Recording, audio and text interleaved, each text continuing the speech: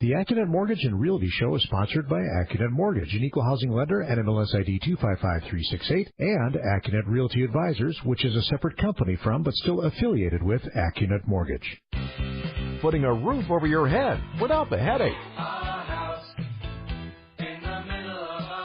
Get answers to all of your home buying questions. This is the Accunet Mortgage and Realty Show with Brian Wickert on 620 WTMJ. And our Sunday best and a happy Father's Day to all the dads this morning. Welcome to the Accunet Mortgage and Realty Show. I'm Steve Kettler, along with Accunet Mortgage and Accunet Realty Advisors and owner Brian Wickert and his number one son, millennial licensed loan consultant David Wickert. As always, if you have a question or comment, give us a call at 414-799-1620 or throughout the Midwest on the Accunet Mortgage toll-free talk line. That number's 1-800-877-1620. Happy Father's Day to you, Brian. Thank you very much. And, David's the number one son. I want to point out I'm not discriminating against all my sons. He is my only son. And you're my favorite dad. Oh, thanks, And Dave. a happy Grandfather's Day to you as well. Yeah. Your first grandfather. And a happy first Father's Day to Tim Holdman. My son-in-law. Yes. Father of my grandchild. Yeah, they were over yesterday. A beautiful day out here on the lake. And, gosh, yes, and today as well. David and I are going to go play a little golf later this afternoon. So it's going to be nice and hot, just the way I like it for golf. Sticky golf. We've got some fatherly advice for home buyers to start out the show today, along with some chat about appraisals and what's going on in that world. And then also I've got the home appreciation numbers. Remember last week I said I couldn't get that to work? Yeah. I got it to work, and I got some fascinating new numbers in terms of home appreciation. But let's get started with the fatherly advice for home buyers. We're fortunate. Steve, I am always flattered and take it very seriously when some father or mother, whether I know them personally or not, recommends us to do the financing for their son or daughter. And believe it or not, we have a lot of WTMJ listeners. You know, that's kind of our demographic, 40s, 50s, 60s. Sure. And they will send their kids because they hear us on the Sunday show, they hear our ads, and they'll go, you got to call Accunet Mortgage or click on the blue button. That happens frequently, right? Absolutely. Yeah. Wait, you're saying so that millennials are taking advice from their parents? Okay. They are. Millennials are taking Imagine advice. that. Well, and they do that a lot, which is kind of heartening. Unlike my generation, or maybe Steve, are you a boomer, Steve? I'm 53, so I'm the tail end of the boomer generation. Yep, I'm 54, so you and I are in the tail end. We didn't listen to our parents. No. What did they know? Come on. We knew better.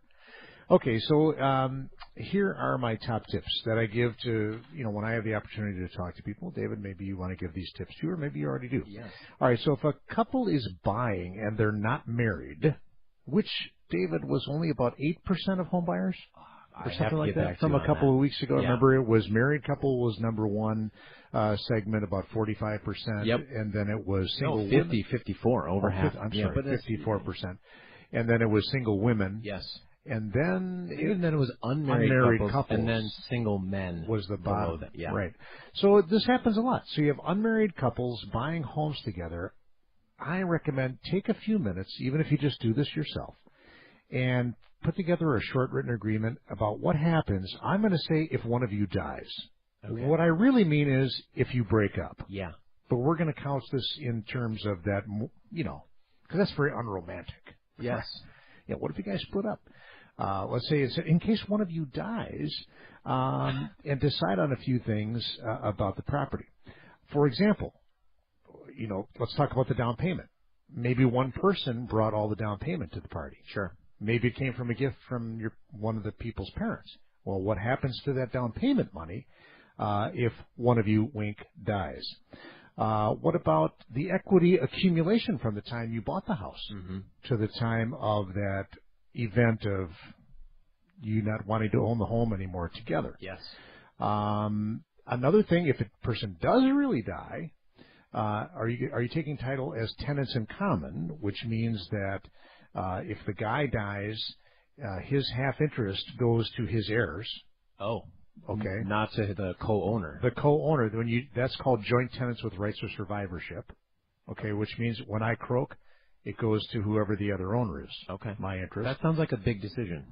Well, or just something you have to say out loud or write down. Well, for married couples, it's, you just kind of assume joint tenants with rights of survivorship. Yes. I'm going to give it to my spouse.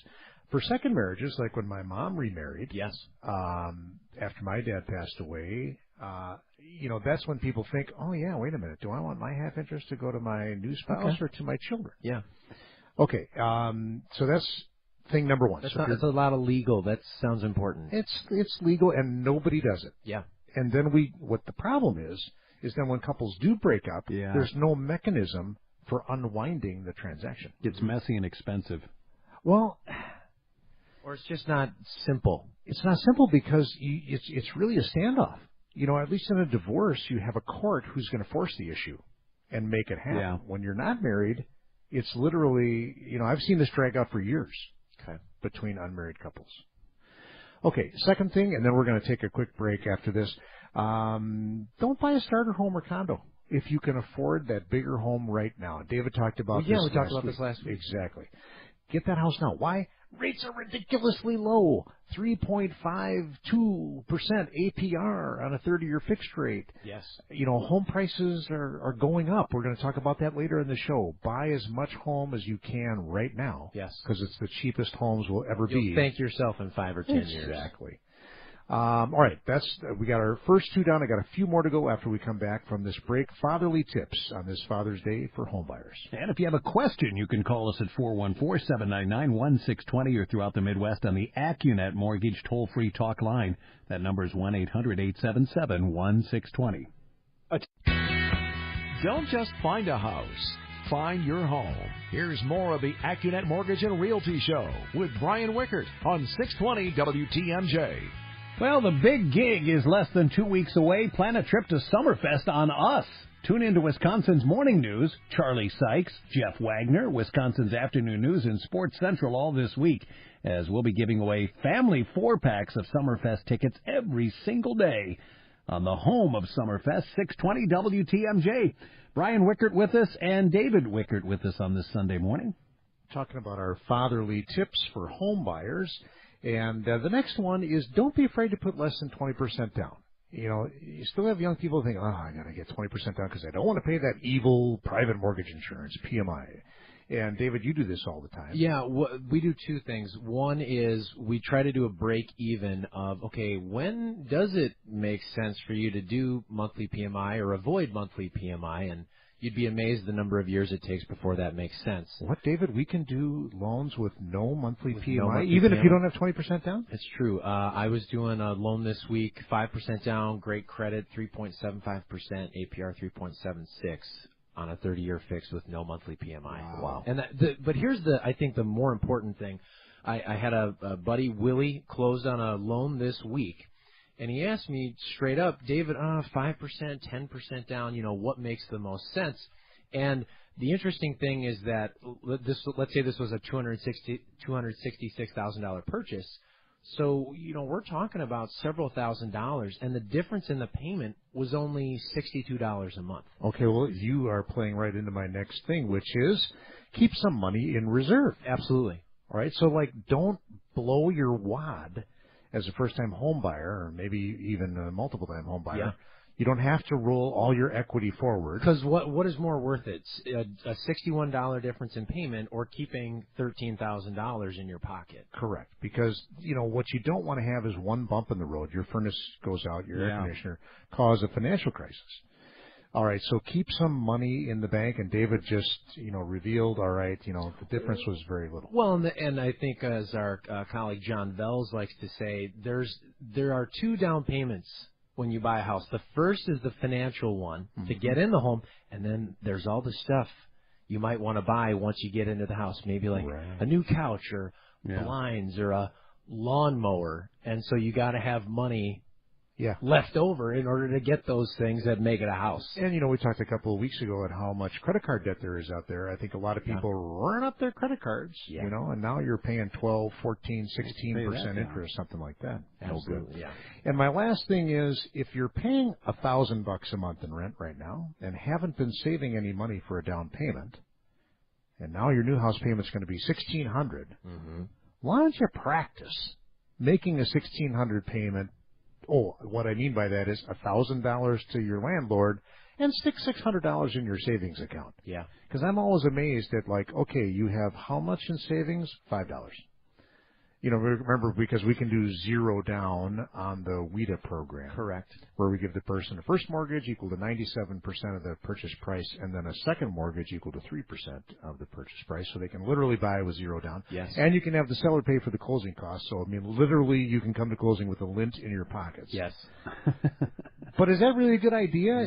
Because you haven't been, I'm going from 1,000 to 1,600 and somehow. I'll be fine. Practice. Yes. Practice. Pay yourself that $600, and guess what? You'll accumulate some money to have in reserve. All right, so what are those 5 things again? Oh, my goodness. The first thing is buy as much house as you can. Why? Because homes will never be cheaper. Yes. The second thing, actually, I flip these around, is if you're not a married couple, put together a written agreement. An exit plan. Just an emergency, awkward. Pretend that as if you die, but the real reason is in case you fall out of love. Yes. And then the others are, don't be afraid to put less than 20% down, because we have cool products that you don't have to pay a monthly PMI. Those are almost always cheaper. Yes. Okay, than paying the monthly PMI. Yes. Keep some money in reserve. You don't have to put as much down as you have in the bank. And then the last one is practice. Practice making that future home payment. All right. When we come back, I do have the home appreciation numbers for every metropolitan statistical area in Wisconsin compared to a year ago, and also compared to the heights of property values when we come back. You're listening to the Accunet Mortgage and Realty Show on 620 WTMJ. Getting you through the home buying process. Welcome back to the Accunet Mortgage and Realty Show with Brian Wickert on 620 WTMJ. Have you seen that 8th grader that gave the graduation address this week? The video of it's gone viral because of this boy's political impressions that he worked into the speech. Michelle Litchins will be sharing some highlights later this morning at 11:45 right here on WTMJ. Brian Wickert is with us. David Wickert is with us. And we're now into the home appreciation numbers for this area. Yes, we were able to get the Federal Housing Finance Agency's website to work properly this morning, and so the research department here at the Accunet Mortgage and Realty Show, namely me, put together the numbers for each of the metropolitan statistical areas, and we'll start out in our college quiz bowl fashion. Gents, multiple choice. Which metropolitan statistical area in Wisconsin has had the most growth from the high values back in the 2008? Actually, all of these areas reached their peak values in 2008. Is the best market in Wisconsin La Crosse, Madison, or Eau Claire? Steve, your vote. I'm going to go Madison. Madison, he says. Dave? Eau Claire. And you're both wrong. La Crosse. La Crosse is... Yeah. What? I can't explain it. Home of the world's largest six-pack? Yeah. Yes. Yes. It's true. It's true. It fully croisoned, by the way. That's your old style beer.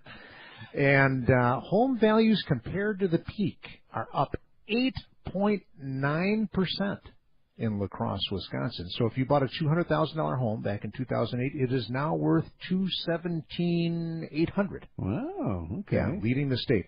That's a long trip to go. I mean, to buy a 200 and then just come back to 217. Well, it dipped down to, where did I calculate? Oh, the low value. Now, see, this is the amazing thing, though. The lowest it ever got, the $200,000 home in La Crosse, went down to $194. That's not so bad. only a 3% dip. That was kind of the key. Okay. And, this is the home price index, and the reason I like this the best is because it takes information on the same house selling twice over a period of time. Oh, right. So you have this purity of the size, bedrooms, bathrooms, of the numbers used. Way better, more accurate number than the median sales price. Okay, Madison is up 2.3% from the high point. So your $200,000 house is now worth $204,600. By the way, Madison's up 5% from a year ago. So, when it's confusing when you listen to, home prices are up 6% or whatever. Yeah, compared to what? Well, yeah, compared to what? That's the big question. Eau Claire is up 1.7 from last year and now up 2% over the peak value back in 2008. So up about $4,000 on your $200,000 home. Appleton is the only other market in Wisconsin where values are statistically.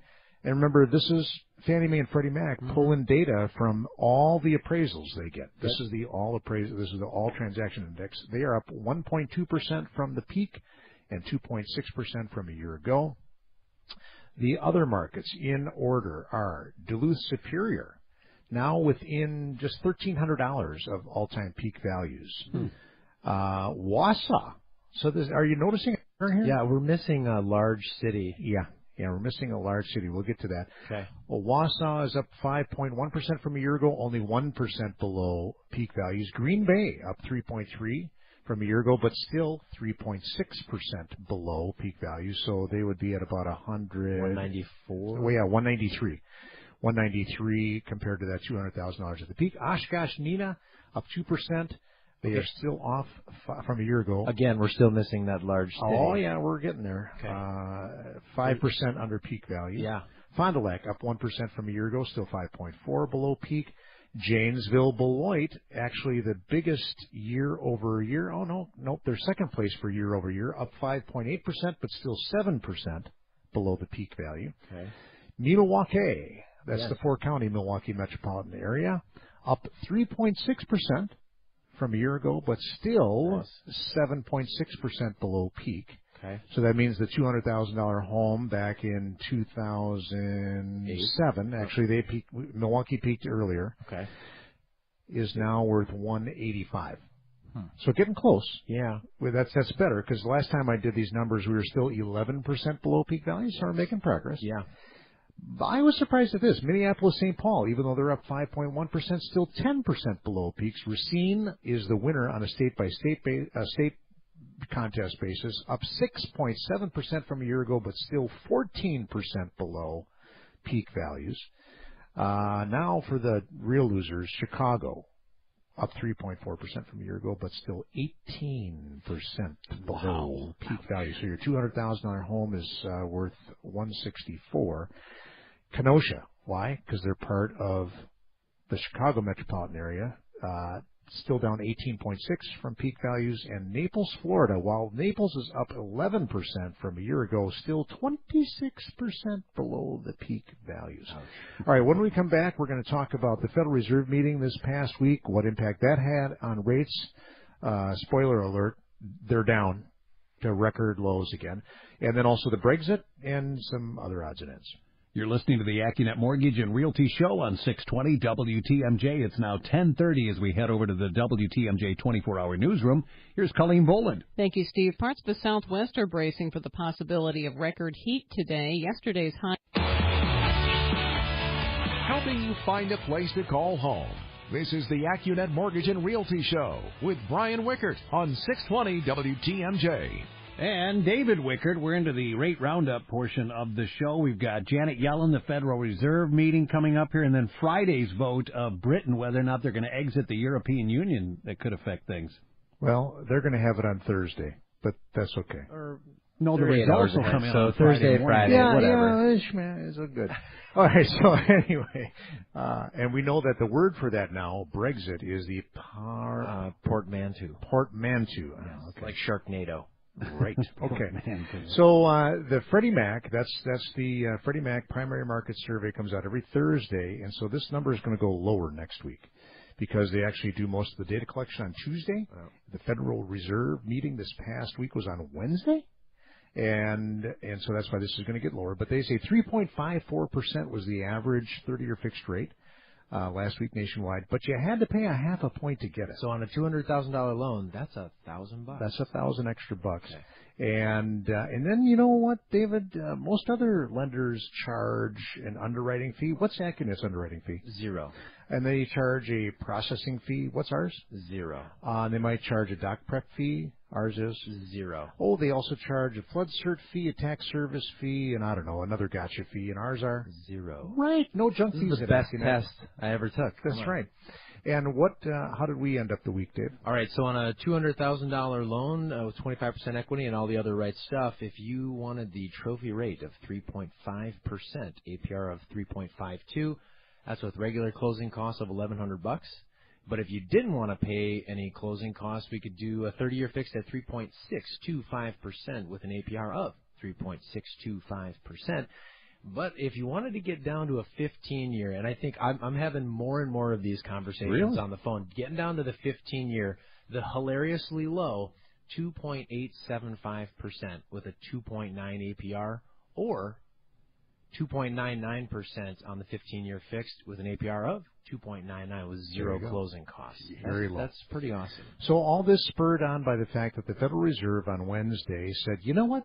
We're definitely not raising rates. Yeah. So, and that was a big turnaround from a month ago when it's like, you know what? We think we're going to raise rates, and we're going to raise rates 4 more times this year.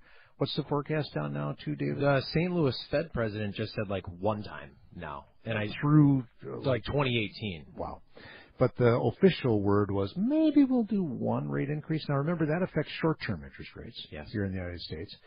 But then the other thing that's happening, while, you know, the threat of a short-term interest rate, which is going to, you know, when they do it, which eventually they'll do it, it'll make everybody's home equity line of credit go up because that affects the prime rate. But in the meantime, long-term interest rates are being pushed down. The 10-year Treasury, the cost of the United States borrowing money for 10 years is down to 1.5. 1.61. Oh, 1.61 today? Yeah. Okay. It was down to like 1.52 this week, which is crazy. The German government, during the week, was able to borrow money at a negative interest rate. Steve, did you catch that? Yeah.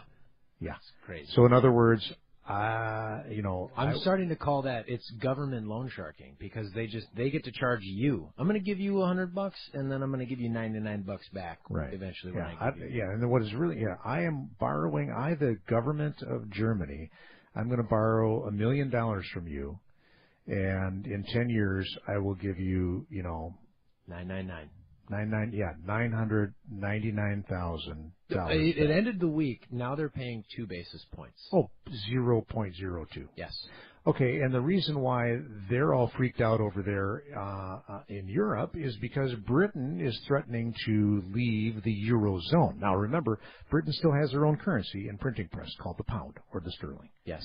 But David, you were going to comment on why. Well, what are the 2 reasons why they want to get out? Well, it's 2 different topics because one is a conversation about economics, but the real conversation is about immigration. Yep. And why Britain is considering leaving, and it's just there are more regular people than there are bankers in the world. Mm-hmm. So even if it doesn't make financial sense or economic sense, they still might leave, if only because they want to close their borders. Because right now, you know, if you're a citizen of any country in Europe, you can go to any other country in the Eurozone, like Great Britain. Yep. And, you know, you don't have to, you're not an immigrant. Yeah. You're just a citizen of the Eurozone. Yeah. So they want to shut that off. Kind of the same theme as Donald Trump. You know, kind of that same thing, you know, in both sides of the pond. Yes. The anti-immigrant thing. All right, when we come back from this next break, we are going to talk a little bit about appraisals, and we also just kind of have a grab bag of other interesting things we noticed in the world this week. Right here on the Accunet Mortgage and Realty Show, and if you have a question for us, you can always reach us by giving us a call at 414-799-1620 or throughout the Midwest on the Accunet Mortgage toll-free talk line. That number is 1-800-877-1620. Expert advice on buying a home. Here's more of the Accunet Mortgage and Realty Show with Brian Wickert on 620 WTMJ. And David Wickert. It's taken nearly a decade, but a sequel to Finding Nemo has finally hit theaters. Gene Miller has all the details tomorrow morning at 7:51 on Wisconsin's Morning News. You know, you mentioned these really low rates. I would imagine that mortgage lenders such as yourself, you're going to be busier as we look ahead here. Yes, not only is the purchase market heated up, and we're in the heat of that, but now refinancings are really taking off. And we had our best application week of the year this past week, and we think it'll be the same next week as people catch on that rates are near record lows, or actually they're back at record lows. Yeah. The front page article in the Wall Street Journal, much to my surprise yesterday, talking about this already. The headline, Mortgage Refis Return as Interest Rates Plummet. And so what that means for everybody listening is it's going to get slow in terms of processing times because, you know, lenders don't have infinite capacity.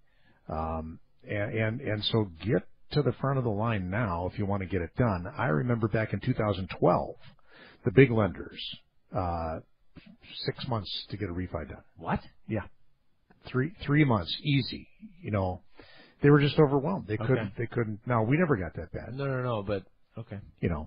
But yeah, it can get ugly. It's June. You will close in November. Wow. Yeah. Okay. Well, and that really happened. That happened to Uncle Wayne. Wow. Yeah. Anyway, let's talk about appraisals a little bit. One other thing on that. Realtors. Listen, I know a lot of real estate agents listen to the show. When you're writing offers right now on purchases, because purchases are always going to jump to the front of the line because they have contract deadlines. Yes. And, it's just the way it is. So it's the refinances that get, pushed aside because we've got to get that purchase done. They're closing at the end of the month, right? But realtors, do us a favor. When you're writing offers, have an awareness between the inspection contingency date deadline. Okay, I will have the inspection done in 12 days. Mm-hmm. And then if you go ahead and say, and I want the appraisal and the financing contingency done in 25 days, you're really putting your buyer and the lender between a rock and a hard place. Because we can't wait. What the buyer wants us to do is wait to spend their money on the appraisal, which is like $440. Mm-hmm. They'd like us to wait until after the inspection is all okay. Correct, because they want to make sure the roof's not falling off the place. Right, yeah. But if you write that at 14 days, and they're doing the inspection on day 12 or 13, wow, now we're really behind the 8 ball as a lender. Yep. Like we're supposed to get this appraisal done now in 5 minutes. Hey, guess who's busy too and going to get busier? Appraisers. So please give us a 30-day appraisal and financing contingency at a minimum. At least. Maybe 35 would be nice, because things are going to get As slower. I say on the phone, I'd rather have more time than not enough time. Wow, that's well said. Thank you. Yeah, Captain Obvious over there. But that's worth saying. Come on. I know. All right, so let's talk about appraisals a little bit. It's a tough job. The appraisers have to look in the rearview mirror, but it's really tough when you have a unique property. And so we had one this week with an indoor pool, and you think, wow, that's really cool. Now, how many people have indoor pools in their house? Well, here was the problem. So the appraiser's job is to get 3 comparables. We were hoping, and remember now, this is going to come into our little, what you can and cannot say to an appraiser. Who can say what to an appraiser when, okay? And we'll get to that after this next break. But here was the problem.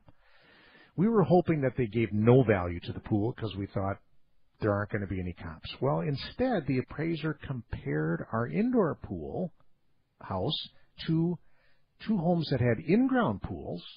Oh, okay, that's, But then he gave us, our property, a positive adjustment of $15,000 because it was indoor. Like, an indoor pool is $15,000 You better. can use it in January. Yeah, but I mean, he just pulled that out of his left ear. Okay. And then he did give us a comp with an indoor pool, but it was 14 miles away in a different city. Oh. Okay. So the thing to know about appraisals is that we measure 2 things in terms of how similar or different was the actual comparable sale. And one is the net difference in the line item adjustments, because it's like an Excel spreadsheet. Have you ever seen one, Steve? Mm-hmm. Use them all the time.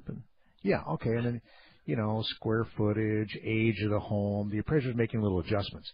If you had 4 $10,000 adjustments to a home, and 2 of them are positive, I'm adding to the value because my subject property is superior, and 2 were negative $10,000 each, you'd have 0 net adjustments, okay? But you'd have $40,000 of gross adjustments because you take off the pluses and minus signs. Yep. 10, 10, 10, 10, 10 is 40. And let's just say we're using a $100,000 home for really easy math. You would have 40% gross adjustments. That's not good. Too much. The mortgage world wants to see a 25% maximum gross adjustment in order to be able to claim, hey, these 2 houses are pretty similar. All right, when we come back, I'm going to tell you a little bit more about how this appraisal is turning out, along with another one that we've got going on at tri-level, and then all the other news that's fit to talk about. And if you have a question, you can reach Brian or David at 414-799-1620 or throughout the Midwest on the Accunet Mortgage toll-free talk line. That number's 1-800-877-1620. Find a place to call home without the headache. This is the Accunet Mortgage and Realty Show with Brian Wickert on 620 WTMJ. And licensed millennial loan consultant David Wickert also with us. So we're talking about appraisal situations and then maybe also what you can and can't say to an appraiser. Right, because remember last week, right at the end of the show, we talked about how we had this real estate agent saying, hey, this is on a purchase transaction. I don't recognize the name of this appraisal company that you selected, so just can you cancel that one and order another one from somebody that I like more? You can't do that. Okay. And guess what? That appraisal came in just fine. Yeah, even though, because her excuse was, it's kind of a small house and I probably have it overpriced, is what she was saying, in this desirable North Shore suburb. And, so I'd really like to have somebody that I know will bring it in on the value. Well, that kind of defeats the whole idea. Wait, is this 2006 all over again? Yeah. We want independent appraisals. But anyway, so good story on that, came in just fine. The funny thing that surprises a lot of home buyers is that the appraiser gets a copy of the offer to purchase, which includes the purchase price. Yeah. First-time buyers are often astounded at that. But that does, even though they wouldn't admit it, influence appraisers because they know what they're aiming for. And it's the definition of value. Yeah. What will two non-distressed parties agree to on a price? So, David, you had a story about this. Well, and I think for someone who's refinancing, a lot of times they don't get the return. If they've done some remodeling, they don't get that return on a refinance because whatever their neighbors have recently sold for, that the appraiser has to use as his comparables is not representative of what you might be willing to sell your house for. Right. And so there's nothing, like you said, on the purchase for a refinance. There's nothing that's pegging the appraiser for kind of what the value that they're looking for. Yeah. So you said you thought there was a $50,000. There might. And that was the conversation I had with the borrower, and it's just we're still able to help them refinance, but it's just there can be quite a gap between what your home will appraise for kind of blindly on a refinance versus what you would be willing to sell it for, which could be tens of thousands of dollars more. Okay, so let's say one more thing. So when you're refinancing, the lender cannot say, "Hey, we really need this to come in at $300,000." Or we're really hoping, blah, blah, blah. On this deal with the indoor pool, I would have liked to have been able to tell the guy, could you please just make no value adjustment for the pool? Can't do that. That's what we want to see. No, can't do that. Yeah. The owner can't say, hey, I really think my house is worth $290. You think you'll be able to bring it in on that? No. So it's kind of this weird, duplicitous world where on refinances, nobody can whisper a word to the appraisal about what they think it's worth, but on a purchase, they know what you're paying. Okay.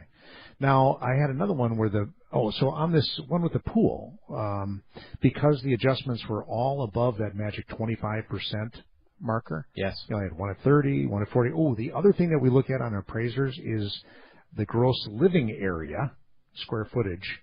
And the general rule of thumb is we don't want appraisers using comparables that are 50% bigger or smaller than the subject property. Yeah. So this subject property was big. Let's call it 4,000 with the one with the indoor pool. Yeah. And they had, like something in there with a 2,000 square feet. It was like literally half the size of the house. Yeah. Okay. And actually, let's just go with that. The numbers are actually different, but yeah, it was like, okay, that's not a good sign. No. But the guy used it because guess what? It had that in-ground pool. Yes. So that's why the appraiser was putting the pool criteria over the size. So, but the cool thing about dealing with Accunet Mortgage is we're not out of bullets. We have two other Fannie Mae servicers that we're going to try to see if they like this appraisal or will approve the appraisal. Yeah. Now, the other challenge is they're only putting 5% down. So it might help somebody kind of get over the oddities of the appraisal if they're putting a big down payment like 30, 40, 50%. But you're saying we got more than one kick at the can. We have more than one kick at the can at Accunet Mortgage because, we don't service loans. No. Our job is to find the best pricing for the person, but also to get the job done. Yep. So we have other kicks at the can. The other one that I had today, or this week rather, where I had to talk with the borrower is on a tri-level. And this is often confusing. Our appraiser rightly reflected the number of bedrooms and bathrooms above the entry level, at or above the entry level to the home. Well, on a tri-level, you go down 6 steps to get to the other family room, bedroom, and bathroom. So this borrower was upset, and our appraisal only came in $1,500 less than he was hoping for on a cash-out refinance, so it's like not really a crisis. Yeah. But he's like, hey, your appraisal said my house is 1,800 square feet with 3 bedrooms and 1 bath, and the city is taxing me on 2,300 square feet, 4 bedrooms and 2 baths. Yeah. What's with that? Yep. Your appraisal is wrong. Well, it wasn't, because the line right below the bedroom and bathroom and square footage, which is called gross living area, is a below-grade room count and square footage. But it's really hard. It's like in code language. It really doesn't translate very well. So that deal's going to get done, but a unique thing. All right, so what do we know? Rates are really low. It's getting busy in mortgage land. Get to the front of the line and click on the blue button gosh, now's a great time to refi. And we'd love to help you with a rock-solid pre-approval to buy. Just click on the blue button at Accunet.com. ACCUNET.com. We'll see you next week, Steve. You've been listening to the Accunet Mortgage and Realty Show. Colleen Boland joins us from the WTMJ 24-hour newsroom next.